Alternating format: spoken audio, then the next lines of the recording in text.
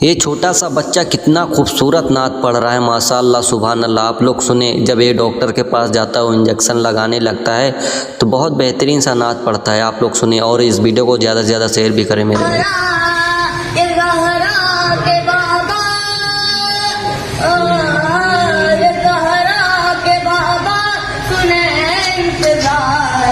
Medina बुला लीजिए, Medina बुला लीजिए, सताती है मुझको, बुलाती है मुझको, ये दुनिया बहुत आजमाती है मुझको।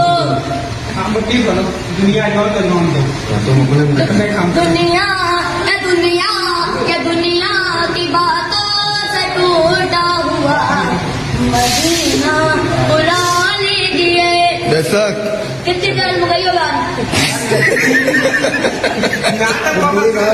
मैं वो तमीना या मैं वो तमीना, हुजूर आप चाहो तो बुला लो मदीना। बड़ी बेबसी है, बड़ी बेकरारी, न कट जाए आंखों यूं ही घूमे सारी दुनिया।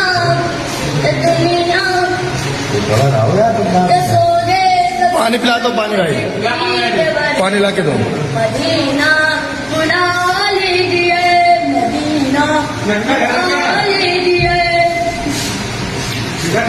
ना सुनाई दिख रही का।